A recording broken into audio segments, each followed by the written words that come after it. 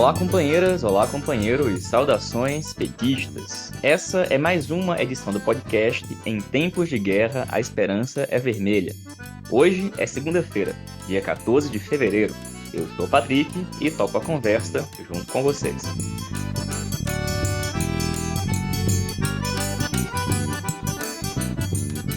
No episódio de hoje, falamos muito sobre as eleições de 2022 e as federações partidárias. A companheira Irine Lopes, deputada estadual pelo PT do Espírito Santo, fala sobre a repercussão do encontro entre o governador do Espírito Santo, Renato Casagrande, do PSB, com o ex-juiz Sérgio Moro. João Luiz Lemos, integrante do Diretório Estadual do PT de São Paulo, faz um informe da reunião do PT paulista ocorrida neste domingo, 13 de fevereiro, onde um dos principais pontos foi a federação com o PSB e a reafirmação da candidatura de Fernando Haddad ao governo do estado. Pedimos que a companheira Maria Carlotto, militante petista e professora da UFABC, comentasse o tema das federações partidárias, à luz dos impactos organizativos e programáticos que pode ter sobre o PT. Trouxemos aqui também trechos da entrevista concedida pelo deputado federal José Guimarães, do PT do Ceará, ao blog Manifesto Petista na sexta, dia 11 de fevereiro, onde ele tratou das federações partidárias, as movimentações para a composição das chapas estaduais e as perspectivas eleitorais para o PT em 2022. E escutamos ainda o companheiro Daniel Valença, vice-presidente do PT do Rio Grande do Norte e professor da UFESA, que fez um breve resumo da situação política na América Latina.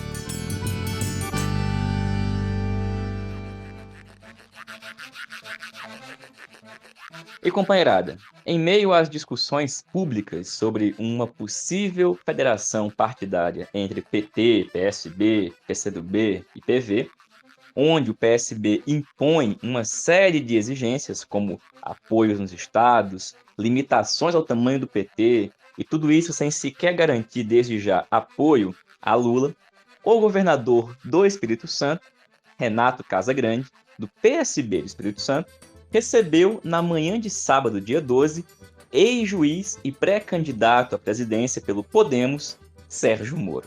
Pois é, para comentar essa movimentação, nós convidamos a deputada estadual pelo PT Capixaba, a companheira Irine Lopes. Boa noite a todas e todos que acompanham aqui o nosso podcast. Boa noite muito especial para o meu querido amigo Patrick. Esse final de semana foi um final de semana muito pesado para nós aqui do PT do Espírito Santo. O Espírito Santo é um estado lavajatista, que na eleição passada votou em Bolsonaro, mas se o Moro tivesse sido o candidato àquela época, com certeza teria sido o candidato preferencial dessa classe média atrasada e moralista, falso moralista que nós temos aqui no estado. Um estado extremamente conservador, onde essa questão sempre teve muita relevância. Para nosso profundo desagrado, mas sem nenhuma surpresa,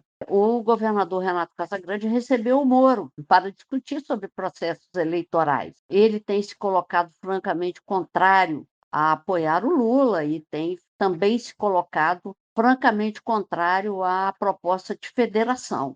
Ele quer e prefere, já nos disse que prefere uma aliança de centro-direita. Então, assim, para nós não tem surpresa essa postura. A sociedade ficou surpresa e uma parte dela, mesmo aqueles que não são eleitores do PT, mas que votarão em Lula como uma alternativa concreta de mudanças de curto prazo na política brasileira. Esse setor e o setor de esquerda do Estado ficou terminantemente contrário e muito, assim, muito zangados mesmo, foi bastante, a reação foi grande contra Renato Casagrande aqui no Espírito Santo. Eu diria que, aparentemente, num primeiro momento, numa análise ainda a quente, porque desde quinta-feira,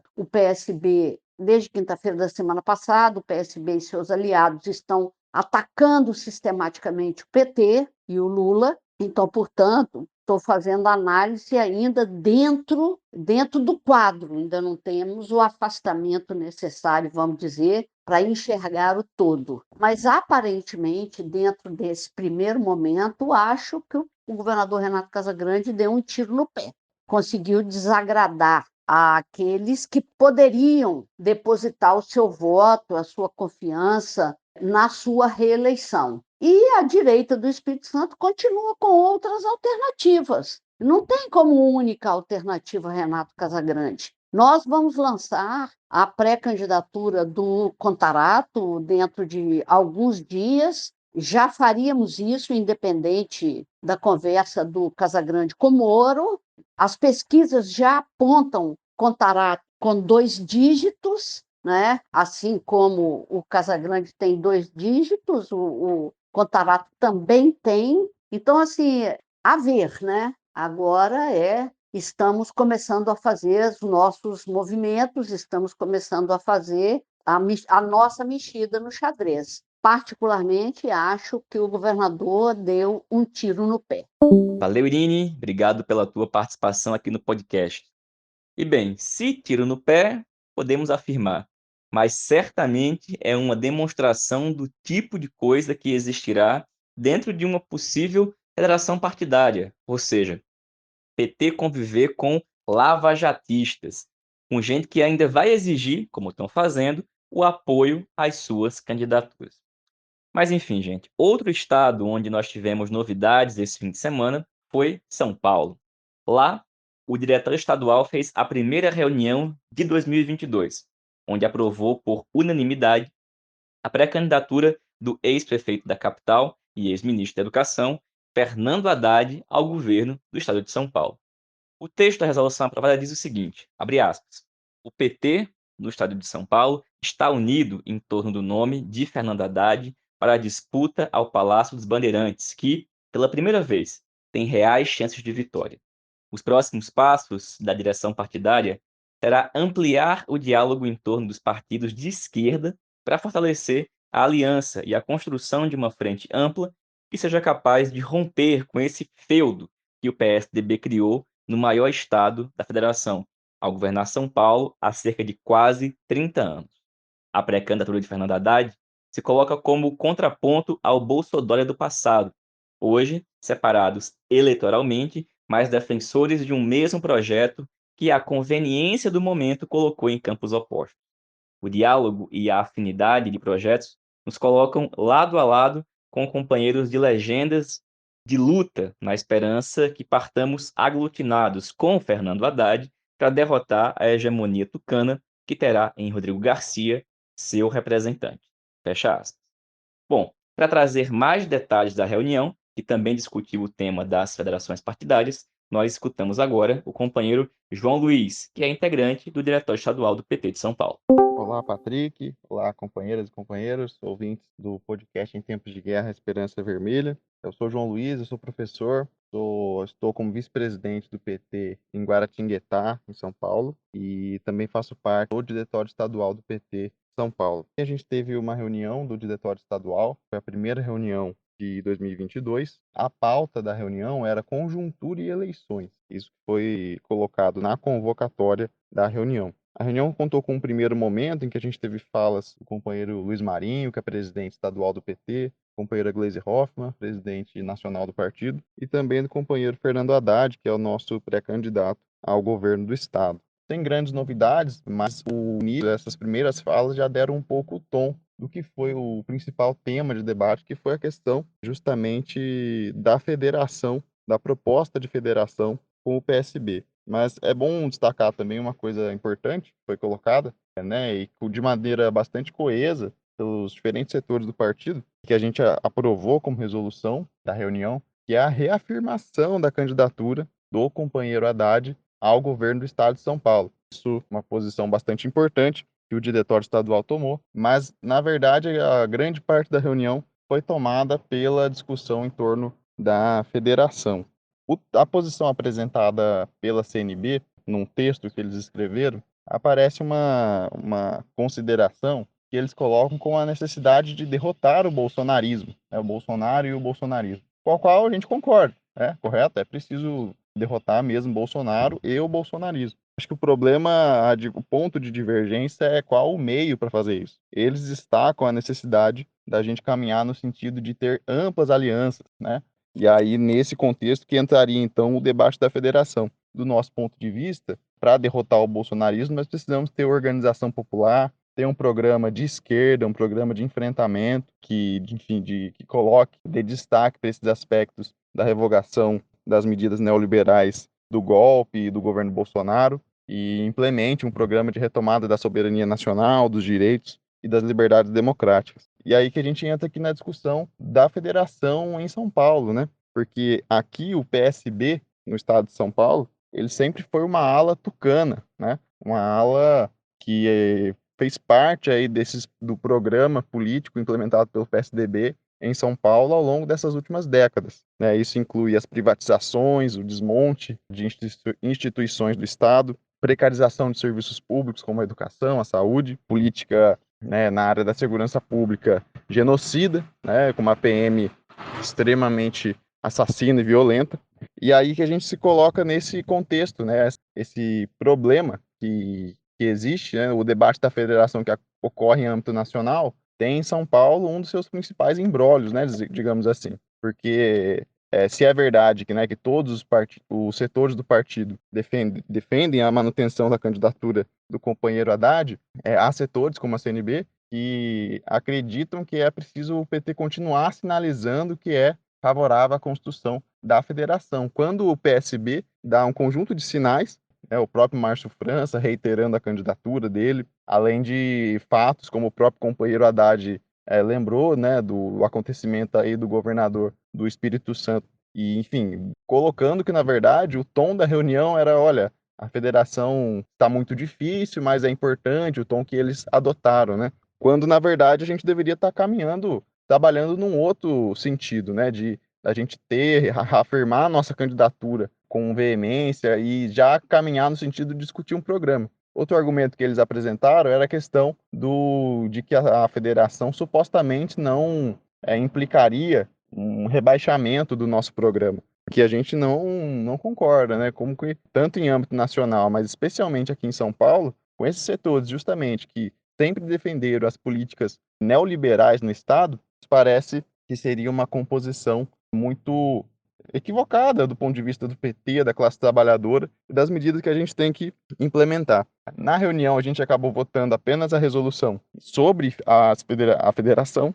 Teve 3 propostas, uma proposta apresentada pela CNB favorável à federação, uma segunda proposta apresentada pelos companheiros da Resistência Socialista, indicando a possibilidade de adiamento da discussão, né, de prorrogar a discussão, de não aprovar uma posição já na reunião. E é uma posição que foi apresentada por nós da articulação de esquerda, né, e o texto em si pelos companheiros do Diálogo e Ação Petista, contrários à federação, que o PT adotasse esse posicionamento, o PT de São Paulo, indicando como contribuição ao debate do partido em âmbito nacional. A resolução apresentada pela CNB foi aprovada, né, teve 37 votos, a resolução da Resistência Socialista, 14 votos, e a resolução do Diálogo e Ação Petista, na qual nós da AE também votamos, teve 6 votos. Então, para concluir, foi importante aí a reafirmação da pré-candidatura do companheiro Fernando Haddad ao governo do Estado, mas que, ao mesmo tempo, a gente tem essa postura vacilante, né, de setores do partido, de setores majoritários do partido, em buscar acreditar que é por meio do diálogo com setores neoliberais que a gente vai conseguir fazer os enfrentamentos aqui em São Paulo, né, quando, no caso, a gente precisa constituir uma alternativa de esquerda, em aliança com partidos que tenham afinidade programática conosco, com os movimentos sociais, e fazer uma campanha polarizando, né, seja com o bolsonarismo, mas também com os neoliberais e com o lavajatismo. Esse é o espírito que a gente tem que adotar e nós vamos continuar batalhando aqui em São Paulo para que o partido caminhe nessa linha. Então é isso, obrigado, Patrick, um abraço. Valeu, João. Obrigado, companheiro, pela tua participação aqui no podcast, pelo informe da reunião. E, gente, essa ideia de federação partidária tem que continuar sendo profundamente debatida entre a militância petista. Uma coisa que, infelizmente, não vem ocorrendo no conjunto das instâncias do partido. Mesmo parecendo que há um debate avançado, oficialmente no PT, o que nós tivemos até agora foi uma única discussão inicial numa reunião do Diretório Nacional ocorrida no fim de 2021, que delegou para a executiva realizar as tratativas. Mas a executiva nacional, desde então, se reuniu para falar do tema uma única vez, na semana passada, conforme o informe dado aqui no podcast pela companheira Natália Sena, na edição de sexta-feira. Na verdade, está até ocorrendo outra reunião hoje, e a gente vai ter o informe dessa na nossa próxima edição. Mas nós pedimos que hoje a companheira Maria Carlotto, militante petista, professora da UFABC, falasse com a gente sobre esse tema. E é a Maria Carlotto que a gente escuta a partir de agora.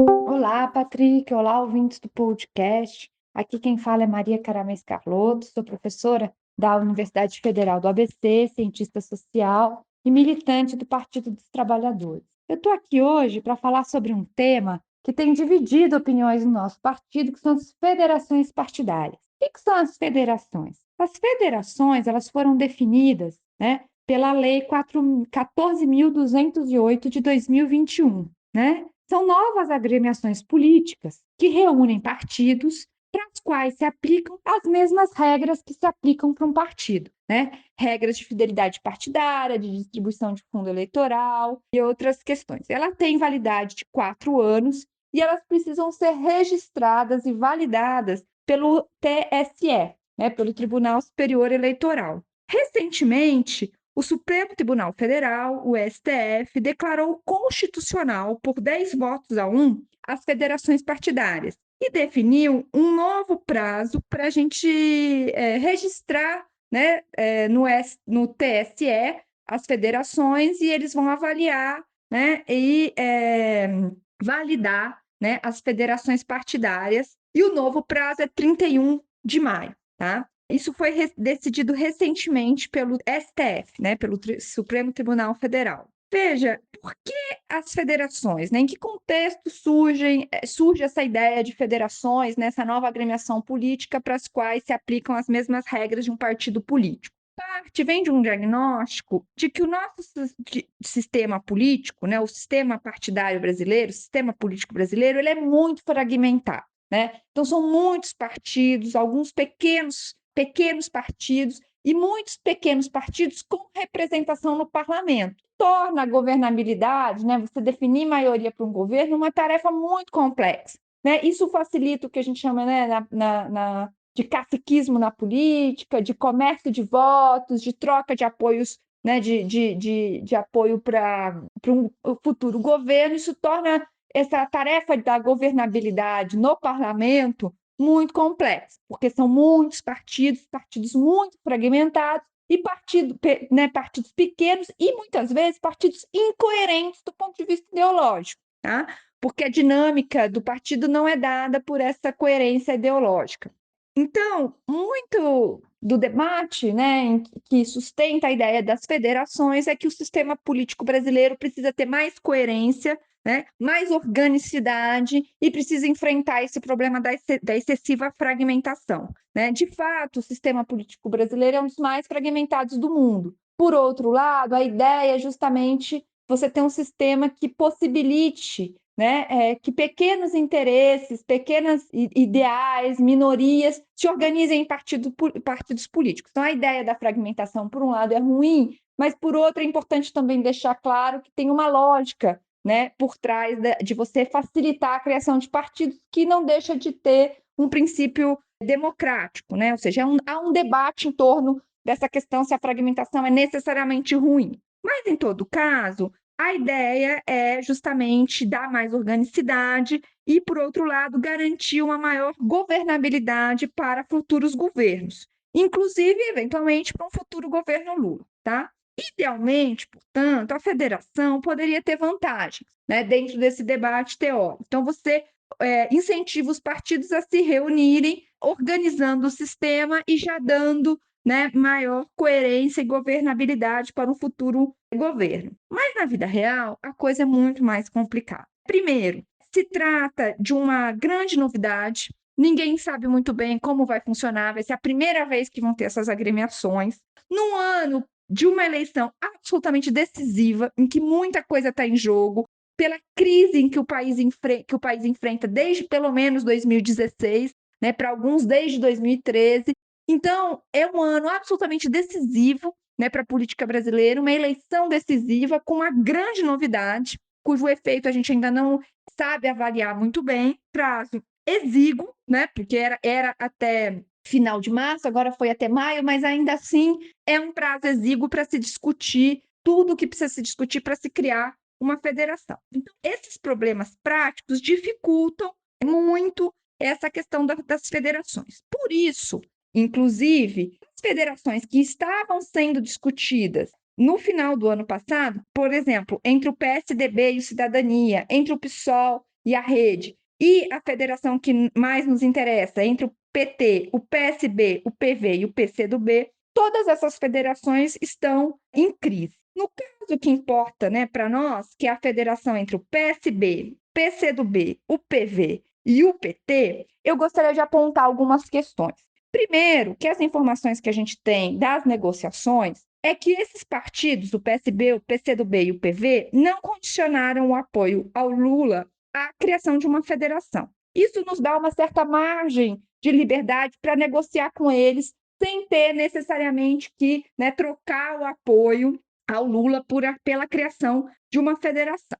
Além disso, né, o PT e o PSB, eles são dois partidos grandes, mas com características muito distintas entre si. O PT é um partido claramente de esquerda, com um perfil histórico muito específico, né, dentro do sistema partidário brasileiro, que é o fato de ser um partido eleitoral com grande representação legislativa e um histórico, né, de gestões no executivo, inclusive no executivo federal, mas que tem uma característica de ser um partido militante, com mais de 1 milhão de filiados, com presença nos movimentos sociais, com presença no mundo sindical. O PSB é um partido de centro que desde 2015, 2014, na verdade, vem caminhando para a direita. Então, é um partido com uma amplitude ideológica interna muito maior do que o PT, né? E com característica de ser um partido mais tradicional. E, apesar de não ter uma bancada federal tão grande, é um partido que tem muita representação em pequenas prefeituras e muitos vereadores, até por conta dessa fragmentação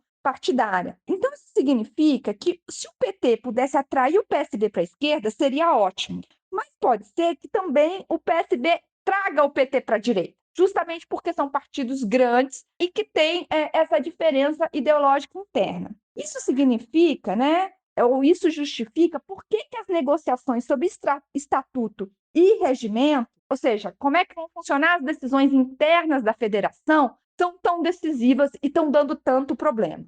O embate gira em torno do fato de que o PT tem uma maior bancada e tem um maior número de filiados, ou seja, se o critério for bancada federal, o PT deveria ter um peso maior na federação. É isso que o PT defende, é isso que distribui, por exemplo, o fundo eleitoral. Tempo de TV, dentre outras coisas, é o tamanho da bancada federal. Então, o PT defende que esse seja o mesmo critério que se use para definir o peso do PT na Assembleia da Federação, né? Ou seja, que vai tomar as decisões. O PSB, por outro lado, diz que ele tem um grande número de prefeitos e vereadores e que isso deveria, então, distribuir o peso dos partidos dentro da federação.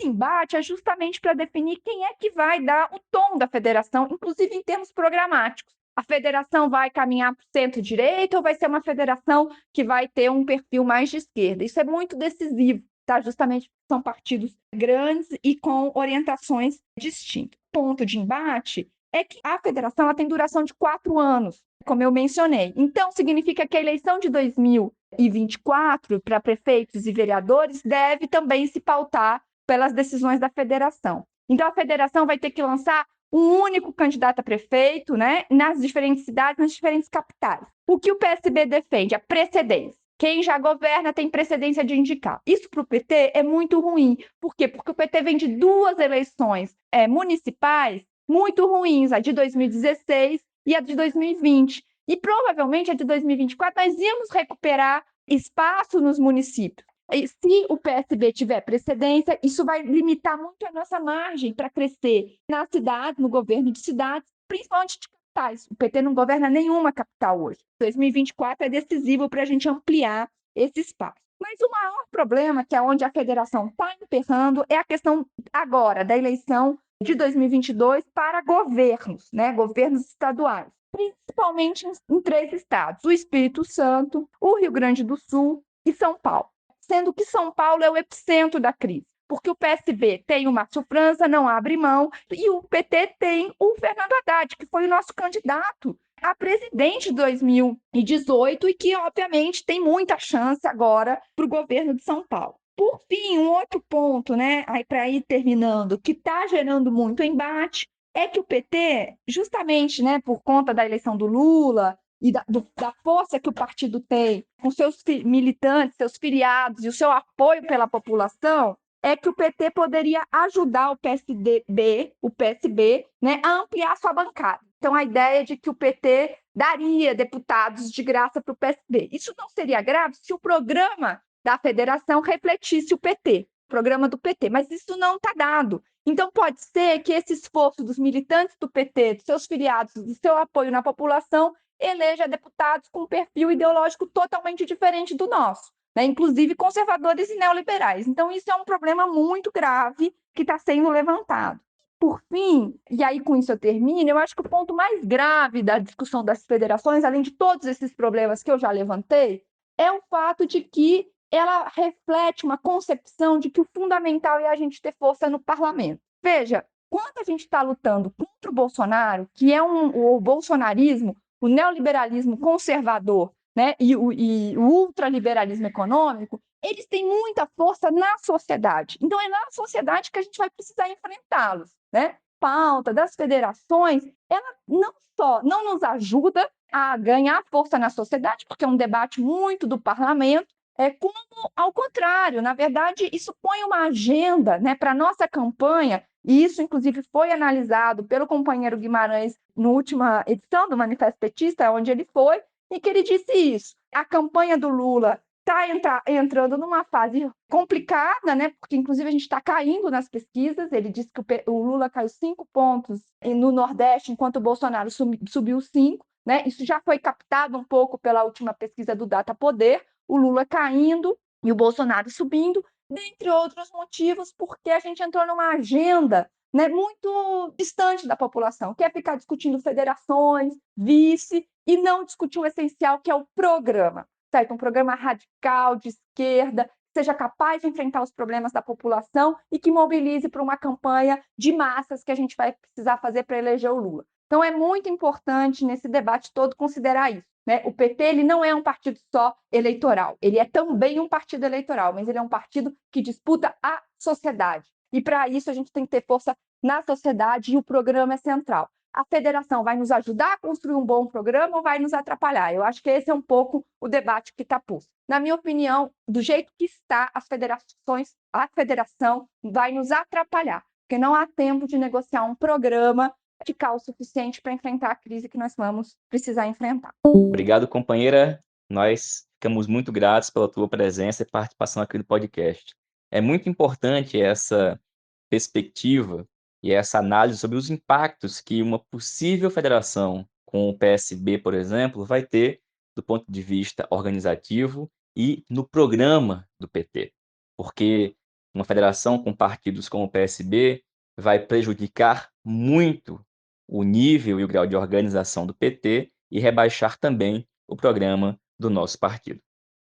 Pois bem, gente, agora essa entrevista que a Maria Carlotto mencionou, do deputado federal José Guimarães, foi concedida ao blog Manifesto Petista na sexta-feira, dia 11. Nós acompanhamos a entrevista, que foi transmitida pelo YouTube do blog Manifesto Petista, e nós trouxemos aqui alguns trechos que a gente considerou importantes, principalmente para entender como estão ocorrendo as tratativas junto aos demais partidos em torno da federação partidária e também os movimentos para a composição das chapas e candidaturas estaduais. A gente vai ouvir agora alguns trechos da entrevista do companheiro José Guimarães. Eu vou dividir aí minha fala naquilo que é central em três níveis. Tem uma centralidade que é a crise que está estabelecida com o PSB.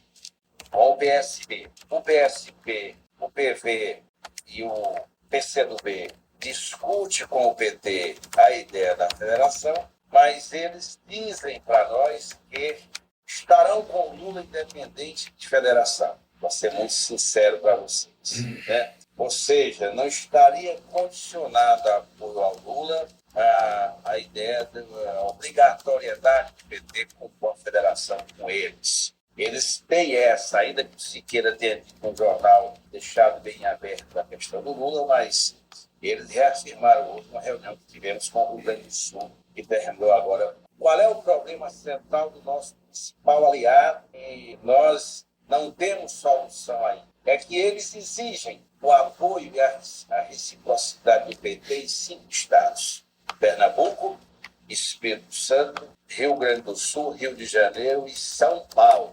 Essa é a ideia do PSB. E dizem também para nós, essa ideia do Alckmin ser vice do Lula, ele fez o PSB, convidou o Alckmin para ser vice do Lula, mas também quem decide isso é o Lula. Eles não estão reivindicando a vice do PSB. Essa também é uma formulação que o Siqueira externa para nós. Do ponto de vista da realidade do Estado, você tem mais ou menos definido, vamos bloco do PSB, são 5 estados: Pernambuco, PSB, Pernambuco, Espírito Santo, Rio, São Paulo e Rio Grande do Sul, que é as demandas deles, e eles já nos apoiam em 4 estados: PSB, Bahia, Piauí, Sergipe, com os Valadares, Rogério Carvalho, e o PSB já está nos apoiando nesses 4 estados, do ponto de vista das alianças eleitorais. Onde é que está o coração da crise? Onde é a centralidade? É São Paulo. É São Paulo. Pernambuco, a ideia que está mais ou menos pactuado com o governador lá, que é o PSB fazendo o candidato do PT, vai para o Senado, né? Isso está mais ou menos.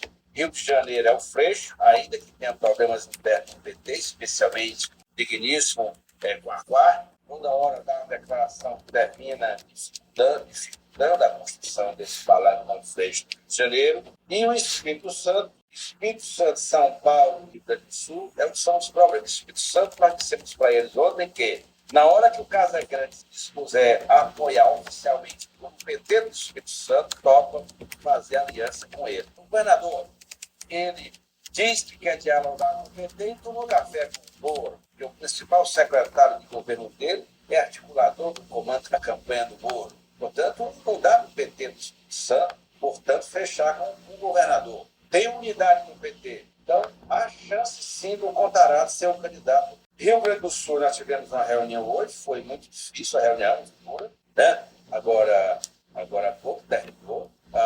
Tem 3 pré-candidatos: Beto Albuquerque, o Adão Preto e a Emanuela, que hoje formalizou a candidatura dela. Não tem solução para o Rio Grande do Sul. E o emblema que é São Paulo, nós já dissemos para eles que o PT não abre mão de São Paulo. Ou seja, o PSB entrar na federação, eles precisam dessa reciprocidade, como ele disse, do PT. E o PT, evidentemente, na minha opinião, não pode abrir mão da candidatura de São Paulo. É uma questão que, na minha opinião, que é central para nós, não dá para abrir mão do Márcio França de São Paulo. Bom, eles nos apoiam nesses 4 estados. Então, o coração da disputa com o PSB é essa. Do ponto de vista do PT, que é o segundo elemento, nós temos 2 questões: São Paulo, Minas e Rio. Esse sudeste aí decide a eleição, que é o primeiro bloco, e tem o Nordeste. O Nordeste, além desse estado de Pernambuco, o PT tem candidatura própria no Piauí, Bahia, Sergipe, a eleição da Fátima, e apoia o Renan Calheiro, do Renan em Alagoas, e no Ceará nós temos uma aliança que tem uma crise dentro dela, não só pelo fato do Ciro desse tipo de comportamento, como eles querem um candidato que nós não aceitamos. O PT do Ceará só aceita manter a aliança se a candidata for a mulher da educação, que é muito próxima de discutir o balanço. Então, tem um problema político grave aqui no Ceará, que eles querem o ex-prefeito de Fortaleza e nós não aceitamos. Então, não está resolvido a questão do ponto de vista, para eles, a questão do nosso com eles, porque eles querem um candidato, nós queremos. Então, e tem estados do centro-oeste e do norte que as coisas caminham na seguinte direção. Aliás, São Paulo, Rio e Minas, a aliança caminha lá, segundo o PT de lá, para a aliança com o Calil, com o Reginaldo, candidato a senador. Desde que o Calil e o Kassab colocou lá na reunião que teve terça-feira à noite, segunda-feira à noite em São Paulo, eu participei dessa reunião com o Guilherme Reis, ele dizendo que o Minas Gerais, o Calil, apoiaria o Lula e, evidentemente, a disputa fica em aberto do Senado, mas o PT tem um candidato a senador, que é o Reginaldo, o atual líder. O PT, no Centro-Oeste, está trabalhando, além, não tem candidato definido em Goiás, Mato Grosso do Sul, tem um bloco de partidos, esses 5 partidos, que lá está incluído o PSOL, da tese da federação, discute uma candidatura comum em Mato Grosso. Em Mato Grosso do Sul, a ideia do Zeca ir para o Senado, uma aliança com um dos irmãos Trade, que é aquele pessoal que tem relação com o Bolso na Câmara, e Goiás tem a possibilidade de uma candidatura do Valmir, que é aquele ex-reitor, pode ser o candidato. Tem Tocantins, o PT tem um candidato que está até bem nas pesquisas, e Brasília não tem definição ainda que a tese da candidatura própria esteja presente. E no Norte, você tem os 2 principais estados. Pará é uma aliança, o PT já definiu lá uma aliança com o Barbalho, o governador. Lá tem aliança, o PT, o PCdoB, o PSB, o MDB e o PSOL do Edmilson, prefeito da capital. E o PT terá a vaga de Senado na aliança do Pará. E o Amazonas, que não tem definição, porque os 4 candidatos, nenhum posicionou-se ainda, não dá para apoiar o governador, que é aquele da crise da pandemia lá, da passada. Tem o Eduardo Braga, tem o atual governador, o Eduardo Braga, tem o Marazinho, que também não definiu qual é o candidato, que é candidato ao Senado. E o PT, portanto, não definiu sua posição no Amazonas, decidiu Pará, mas não decidiu no Amazonas. E no Acre, o Jorge Viana deverá ser candidato ao Senado, já se definiu que é candidato, está em primeiro lugar nas pesquisas do governo, mas não topa, quer ser candidato ao Senado, na aliança com o PSD, dado PP. Esse é mais ou menos assim, os palanques, Valdo, estão se constituindo nos estados. O PT deve ter de 10 a 12 candidatos a governador, 4 no Nordeste e, evidentemente, no Rio Grande do Sul. Está aí aberto, Santa Catarina, e o requeiro decidindo se vai pelo PT ou se vai pelo PS. Então, o PT no Sul está com a candidatura do Adão Preto, que é o Edgar Preto, o Décio Lima em Santa Catarina, uma ampla frente de 7 partidos, e o Requião, que está nessa indefinição, mas o PT já tem intenção de apoiar o Requião. Eu diria que as chances do PT de candidaturas competitivas são em 10 estados. Evidentemente, se tivermos que não aprovar a Federação de São Paulo, vai acontecer. O PT é a orientação, pelo menos é a minha opinião, porque não há vitória de disputar o governo de São Paulo. Esse é o quadro dos estados. Compreendendo que a centralidade é a eleição Lula, eu penso que o que vai definir o parâmetro para a gente ter as alianças é um programa que o Lula apresentará ao país. Qual o conteúdo desse programa de reconstrução nacional? É um programa com essência antiliberal?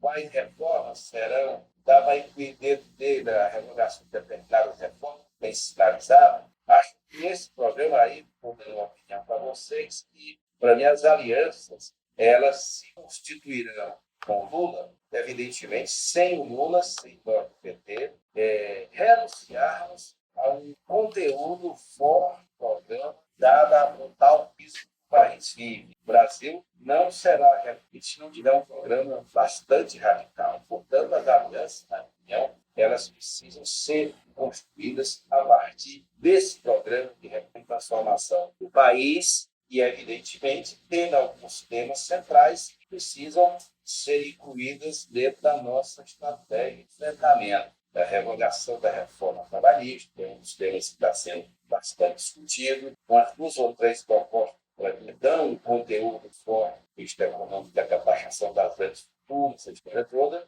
eu acho importante. E, evidentemente, algumas questões que diz respeito aí à situação de desespero do Brasil, né? Eu acho que esse programa de reconstrução do Brasil, que o Lula apresentará, para mim, é a bola mestra.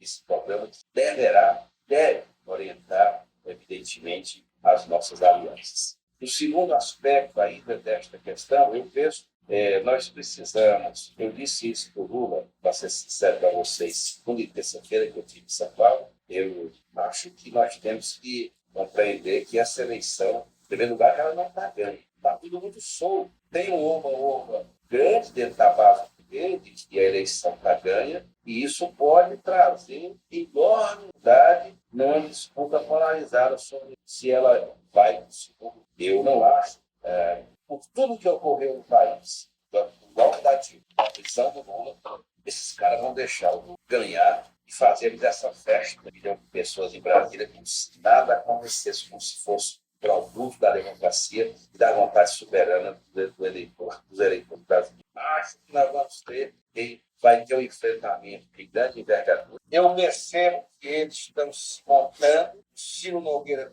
com um orçamento secreto de 16 e estão constituindo a perspectiva de uma maioria parlamentar para garrotear o eventual governo do presidente Lula. Eu diria, portanto, que um dos temas que deve ser agregado nessa disputa é a nossa presença no parlamento. Por isso, a eleição de deputados federais e deputados federais é decisiva para nós, para lutar com relação de força dentro do Congresso Nacional. Ninguém governa com essa correlação de força. Nunca a Câmara, o Gênero conhece mais do que ninguém, teve uma hegemonia a partir da grana, do orçamento secreto, que precisa ser revogado. Acho que nós, sobretudo, veja bem, o PT, as lideranças do PT, as lideranças da oposição na Câmara hoje estão com fecho e bolão. E acho, eu tenho uma sua opinião, comecei essa semana em Brasília, estive lá quarta-feira, depois de São Paulo, fui a Brasília. Eu acho que nós estamos meio que naturalizando essa coisa aí do Bolsonaro. É isso mesmo, vamos para as urnas, diminuímos a temperatura do enfrentamento da denúncia política desse governo que aí está, e as coisas são meio que naturalizadas. Eles votam, por exemplo, anteontem o PL defendendo, eles fizeram pouca coisa, não fizeram pouco barulho, enfrentamento de uma pauta perigosa que agride fortemente, mexe com toda a legislação ambiental, e é o liberou geral, esse PL foi aprovado anteontem lá na Câmara Federal. Então, essas situações todas precisam estar presentes dentro da nossa... nesse momento que o PT está vivendo. Eu acho que a eleição nós podemos ganhar, mas é preciso ter muito cuidado. A eleição é muito perigosa. Eu tenho ouvido que ela não é trivial, ela é muito complicada disso. Se não tem terceira via, eu acho que a terceira via que está esfacelada, não tem ambiente, ele não consegue se cadenciar nem com um problema de uma liderança, a disputa vai ser muito sofisticada, todo nível, e eu não sei se o PT está preparado para fazer a disputa na dimensão que a conjuntura está colocando. Por último, vejam, a história da federação. Não está fácil isso, eu estou dizendo do ponto de vista da realidade, por conta de que o PSB tem duas questões centrais, conjunto de exigências, as 6 exigências que eles fizeram, não dá para o PT aceitar, tá? E os palanques estaduais. Quais são as exigências que eles colocaram ontem na reunião? É o último ponto que eu falo para vocês aí, para ouvi-los também. Quais são as exigências? Primeiro, que o critério de participação dos 4 partidos na composição matemática da Assembleia Geral e da direção da Federação seja considerado os votos de deputados federais, estaduais e prefeitos e vereadores. Você imagina a confusão e a dificuldade para medir isso. Se considerarmos isso, eles passam a ter quase que hegemonia, porque lembre-se do PSB tem mais prefeitos do que nós e mais vereadores com o Brasil. Nós tínhamos definido na reunião passada que, para ter a federação, o critério era o tamanho dos partidos, de acordo com a bancada federal. O que é a bancada federal, que tem fundo eleitoral, etc. PCdoB e PV concordam com essa ideia, mas eles apresentam uma das questões decisivas para eles entrarem na federação. 2, candidaturas natas. candidatura de 2024, onde tem prefeitos, o partido que governa tem o direito de indicar o candidato, mesmo que não seja reeleição, independente dessa. A candidatura nada quem indica é o partido, seja o atual que está no exercício. Se o partido quiser mudar, também muda, mas é um partido. É uma segunda exigência. Poder de veto 3/4. Aí vai levar a federação para completa paralisia. Esse critério de não ser maioria e ser de acordo com essa composição que eles propõem, não vai dar, não vai funcionar a federação. Não tem nem como funcionar. Só dá para funcionar se for PT, pelo seu tamanho, tem 53%, 54%, o PSB, me referindo ao tamanho do cara do Brasil. O PT tinha 54% da composição da chamada Assembleia da Direção Nacional. A 53%, o PSB, pouco mais de 27%, e os dois outros partidos, 8 e 8. Então, o PT ficaria com maioria desse chamado colégio da Direção Nacional. A outra questão que eles levantaram é levar-se-á em conta nos estados a votação dos pleitos dos deputados estaduais. Então, é um conjunto de exigências que dificilmente dá para o PT aceitar. Perder a maioria desta eventual federação não dá para aceitar. Imagina só, o PT não governa nenhuma capital hoje. De cara, você já parte que em Recife, por exemplo, o João Campos é candidato à reeleição, outro um PSB de cara. Nós vamos ficar impedidos de disputar a eleição em Recife, vamos ficar impedidos de disputar a eleição em Aracaju, que é outra capital governada por eles, vamos ficar impedidos de disputar a eleição em Rio Branco, que é a prefeita ligada a eles, por aí vai, né? Por aí vai. Então, as exigências, parte das exigências que eles levantaram, é impossível, na minha opinião, o PT aceitar. Bom, gente, esses foram alguns trechos da entrevista concedida pelo deputado federal José Guimarães ao blog Manifesto Petista, na última sexta, dia 11. O Guimarães hoje é um dos responsáveis por dialogar e reunir com os partidos que estão tratando da possível constituição de federação partidária.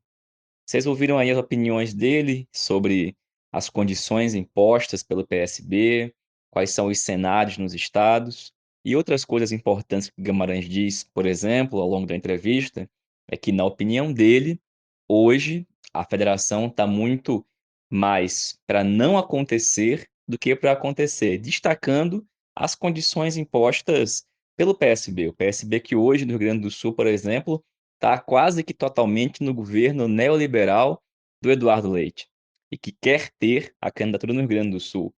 Sem falar do que nós mencionamos no começo da edição de hoje do podcast, no Espírito Santo, aonde o candidato do PSB é Renato Casagrande, que recebeu Sérgio Moro no último sábado. Bom, a entrevista do Guimarães é importante, né, para que nós tenhamos elementos para avaliar que caminhos o PT está percorrendo na montagem das chapas estaduais e, evidentemente, essa discussão tão importante que é a discussão das federações partidárias. Reforçando aqui algo que foi dito pela professora Maria Carlotto, uma possível federação com o PSB teria implicações muito negativas para o PT. Negativas no campo da organização partidária e também no campo do programa, porque não é uma federação que vai garantir a execução de um programa de esquerda para desfazer as reformas neoliberais. Pelo contrário, uma possível federação com o PSB significará um rebaixamento programático. Por essas e tantas outras razões, nós seguiremos aqui no podcast até que os debates sejam tratados nas instâncias, falando com o conjunto da militância do partido sobre por que o PT deve se afastar dessa iniciativa de federação com o PSB e garantir que, nessas eleições, Lula seja candidato, que o PT tenha candidaturas fortes em todo o país e um programa que seja capaz de derrotar a direita, derrotar Bolsonaro, derrotar o bolsonarismo e desfazer tudo aquilo que foi feito desde o golpe de 2016. E agora a gente vai escutar o companheiro Daniel Valença, que é vice-presidente do PT no Rio Grande do Norte e professor de Direito da UFERSA, Daniel faz para a gente um resumo do cenário político na América Latina. Olá, Patrick. Olá, ouvintes do podcast Em Tempos de Guerra, Esperança Vermelha. Olha, Patrick, Cuba está, desde finalzinho do ano passado, ocupando o primeiro lugar no mundo em relação a doses administradas por cada 100 pessoas. Nesse momento, Cuba está com 88% da população com o esquema vacinal completo. Nós tínhamos já adiantado aqui no podcast que Cuba, inclusive, desenvolveu um esquema vacinal com crianças a partir dos 2 anos, o que faz com que a ilha esteja muito preparada para suportar a Omicron e outras variantes da Covid-19. E Cuba consegue tal feito mesmo tendo tido uma queda de 13% no PIB, queda essa que, segundo o ministro da Economia, Alejandro Fernandes, não foi acompanhada de redução de investimentos em educação, saúde, cultura, etc. O grande desafio de Cuba, portanto, é retomar a atividade econômica, superar a inflação para, então, superar a crise econômico-social derivada da pandemia e do bloqueio norte-americano. No Uruguai, Patrick, está se aproximando o referendo em que a população decidirá se mantém ou derruba um conjunto de medidas neoliberais aprovadas pelo governo de Luiz Alberto Lacalle Pou. Lá, o referendo terá o voto não numa cédula azul para manter a legislação aprovada pelo presidente neoliberal e sim para derrubar tal legislação. O sim será rosa, e aí os sindicatos e movimentos estão utilizando a pantera cor-de-rosa como mascote da campanha pelo sim. Acontece que as empresas detentoras do poder de imagem da pantera cor-de-rosa estão nesse momento na justiça tentando impedir a pantera estar vinculada à campanha do sim. Patrick, na Bolívia, Janine Áñez está sendo acusada pelo Ministério Público por participação no golpe de Estado e o órgão tenta imputar-lhe 10 anos de prisão. Há mobilizações favoráveis à sua responsabilização e também há mobilizações de apoiadores seus. Em Honduras, a Comissão Interamericana de Direitos Humanos aceitou denúncia do ex-presidente Manuel Zelaya em relação ao golpe de Estado de 2009. Então a gente vê que a vida dos golpistas fora do Brasil não está fácil. E para terminarmos esse nosso giro pela América Latina, na Colômbia permanecem os massacres e assassinatos de lideranças sociais. Já são 21 lideranças sociais assassinadas só em 2022 e pelo menos 17 massacres acontecidos neste ano. E no Peru ainda permanece a dificuldade do Pedro Castillo em conseguir governar e dar uma cara própria ao seu governo. Caiu o seu terceiro gabinete, não chegou, na verdade, nem a ser aprovado pelo Legislativo, e agora ele nomeou um quarto gabinete em que tentará, uma vez mais, se aproximar do Peru Libre. O chefe do gabinete, né, o primeiro-ministro, é um advogado que foi o grande assessor jurídico durante o período eleitoral, nos ataques que o Peru Libre sofreu contra a direita, e compunha o gabinete anterior como ministro de Justiça e Direitos Humanos. E agora vamos ver então se o Peru Libre, especialmente o Pedro Castillo, consegue finalmente dar um rumo ao seu governo. Já são 4 gabinetes em 6 meses de governo. Vamos acompanhar como as coisas se desenvolvem por lá. E enquanto Pedro Castillo tenta dar estabilidade ao seu governo, o Peru Libre apresentou uma denúncia contra a presidenta do Legislativo, a Maria del Carmen Alva, do Partido Acción Popular, e outros 9 legisladores, porque tiveram uma reunião, e essa reunião vazou, em que debatiam como derrubar o Pedro Castillo. É isso, Patrick. Forte abraço, até a próxima. Valeu, Daniel. Obrigado, companheiro. Aguardemos você aqui de volta em breve para mais uma avaliação do cenário político aqui na região. E, companheirada, essa foi mais uma edição do podcast Em Tempos de Guerra, A Esperança é Vermelha. Como vocês sabem, uma publicação que é totalmente feita por meio de troca de áudios de WhatsApp, com militantes do PT espalhados por todo o país, com a edição toda segunda e sexta-feira. Nos encontramos aqui em breve. Saudações petistas, fora Bolsonaro, até mais.